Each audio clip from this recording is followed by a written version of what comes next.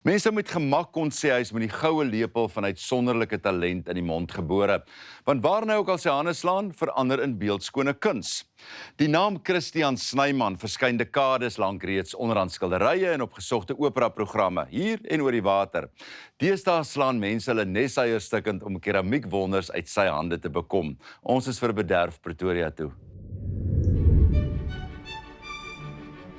Tydens 2020 se agterslot en grendelmaande druk hy sy vingers in pottebakkersklei en word net daar deur die meeu's van keramiek oorval.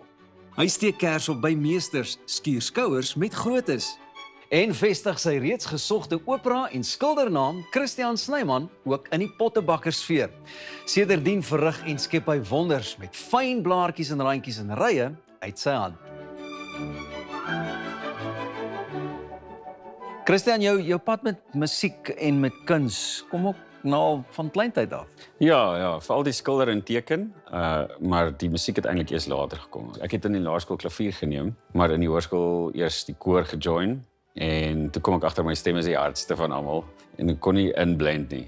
En toe op die landsdienskampe het ons in die aande so konserte gehou. Toe het ek nou begin sing soos Elvis Presley, Love Me Tender, jy weet so. Dit was net lekker, maar ek het nie gedink dis iets wat ek kan pursue nie. Niemand het gekla as jy sing, jy klink dit ook vir. Nee. en wat die skilder aanbetref, was jy ook daai ou wat maar al die tekeninge vir biologie en daai tipe van goeie so lekker en raak kon doen. Ja, nee, dit was. Ek het ook kuns op skool gehad en by tikkies gaan kunswat, maar ek het nie daarvan gehou nie, so ek het opgeskop. En toe word die landsdienskkamp singery, word dit toe nou 'n ernstiger ding? Hoe het jou pad van daar af geloop? Nadat ek kuns geswat het en opgeskop het, toe sê my pa, jy moet 'n bietjie dissipline kry in jou gat. Toe gaan ek army toe. En nog in die army toe het ek mense ontmoet wat opera swat en ek het van die produksies gaan kyk en toe het ek besluit ek gaan vir 'n sang audisie of wat ook al. En toe stap ek kan nog die dag so goed onthou, ek stap in by Hans van Heerden se ateljee en teen die mure hang al die foto's van ou produksies van Rigoletto en ek dink toe, joh, dit is iets wat ek graag sal wil doen. En dis waar dit begin het. En toe het ek begin met sangles en dit het jare gevat tot ek eintlik uitgekom het by Nelly de Tooy in die Kaap. Sy was baie streng en gestruktureerd. Ons het tegnies na 'n rigting of na 'n punt toe gewerk oor 'n hele paar jaar en dit het my nie net my stem ontwikkel nie, maar ook my kop verander. En toe ek oor see. Na 7 jaar of iets, hoekom het jy toe teruggekom? Jong, as die son in jou bloed is en in Duitsland is die winter 7 maande lank, maar ook jy mis jou mense, jy mis die kos, die kultuur, jou taal. Dit was vir my wonderlik om 'n vreemde taal te kon leer praat en vriende maak in 'n vreemde kultuur en jouself inleef. Maar dit is nooit werklik huis nie. Hoorie, maar jy was in Duitsland, maar jy ook in New York opgetree? Ons het 'n vol produksie gedoen van Wagner se Die Walküre. En dit het baie goed gegaan, ek het baie goeie krits gekry, maar direk daarna was COVID en dit het nie verder gegaan nie.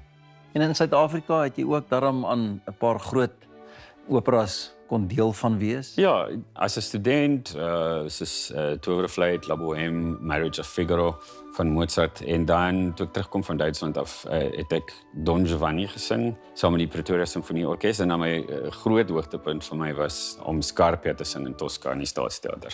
Jou hoed raak al hoe swaarder met al daai vere wat jy Nee, kan. genade.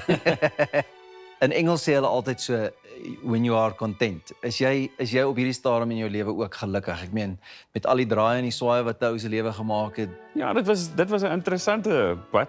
Ek was nie altyd baie tevrede met myself nie.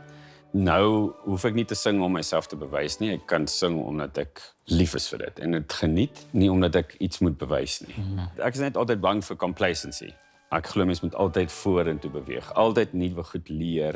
Ek pak baie keer te veel dinge aan en ek brand die kers aan al twee ende soort van. So ek dink jy moet nou jou eie podcast, né? Ja. Wat jy sing terwyl jy nou jou potte maak met keramiek of ander kant dan is jy besig met 'n verfkwas in die hand of so. Ek sal dit doen, Ja. ja. Ek bied baie keer pottery workshops aan. Dan sing ek vir die tannies terwyl ek potte maak. Maar ons sal nou nie vra of dit met of sonder 'n voorskrift net is nie. Terug op eie bodem sing hy in groot operas soos Don Giovanni saam met die Pretoria Sinfonieorkes. Toe kom druk COVID sy groot slot aan die wêreld se deur en alles verander. Christian, so jou keramiekloopbaan is eintlik nog in sy babaskoene of baie jonk. Hoekom het jy begin en hoe het dit begin? Ons kon nie sing tydens COVID nie en met die lockdowns. Ek het baie frustreerd geraak en ek het gevoel ek kort 'n nuwe ekspressie of uitdrukking. Toe het ek begin met klei en na die eerste les toe dit gebyt en dan lê jy in die nag en dink aan hoe moet ek die volgende pot maak en leer die tegnieke. Daar's 'n magte moontlikhede van goed wat jy kan doen. Maar jy het ook by 'n string meesters toe nou gaan kers opsteek en dit is ook iets wat nogal baie natuurlik by jou gekom het en iets wat jy amper dadelik ook kon regkry in die baan. Klei hou 'n mens nederig, want jy kan dink jy weet alles en dan wys die klei vir jou die teenoorgestelde.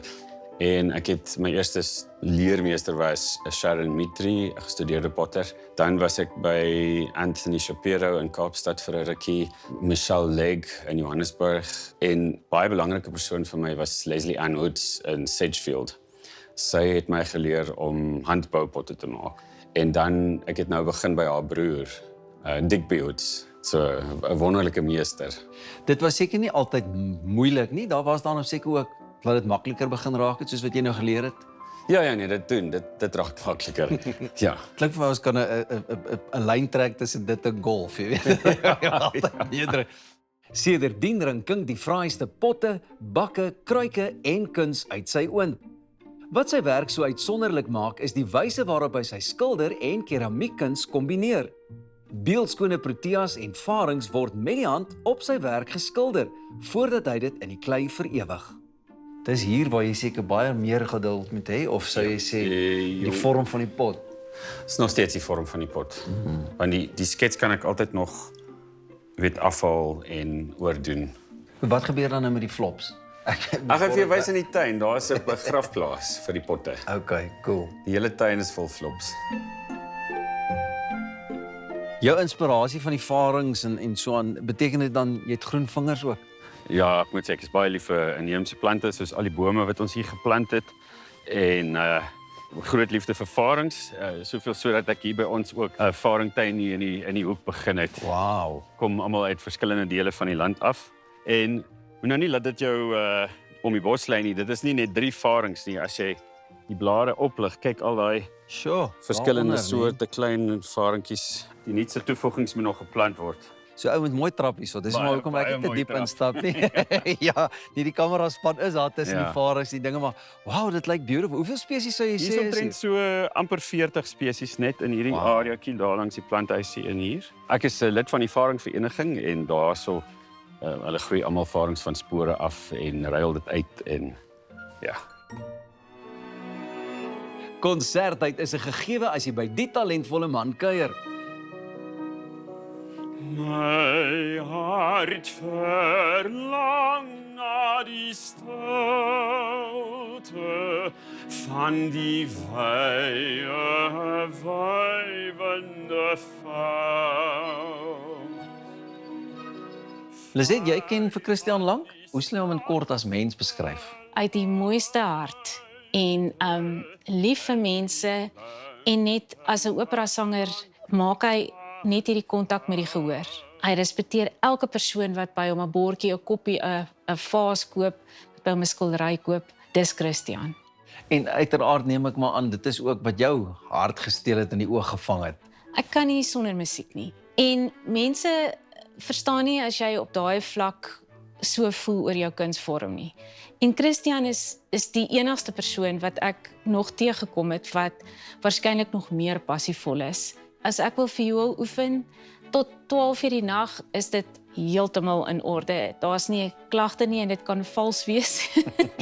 En hy sal ook vir my baie goeie advies gee. Vertel vir my 'n bietjie van die kuns en konsertaande wat julle ook hier hou. Ja, dit is nou 'n groot lekkerte. So, dit was nog altyd my droom gewees om konserte te hou vir mense met kos en kuns en net daai ervaring. En ek dink Christian ook wat hy ervaar, die entertainment gedeelte daarvan om mense te vermaak. En ons het al fantastiese musiekaande hier gehou en dan eet ons hier op die balkon en die mense loop in die tuin en dis net 'n baie lekker kuier. Ek weet hy is ook 'n man wat baie hou van blomme en veral varings en so aan. Dink jy dis 'n toekomsdroom van hom om in 'n woud te bly of so iets. Ek dink hy sal dit doen. Ja, nee, dit 'n boomhuis, 'n boomhuis tussen die varings, verseker. En my hart skiet vol van heimwee, en my drome swem in my oë. Speeltjie, speeltjie aan die wand, watter van sy kunsvorme is die mooiste in die land? Dis vir jou om te besluit, maar een ding is verseker, as dit Christian Snyman sê, kan jy maar verstaan, dis met Repelsteeltjie se goud beslaan.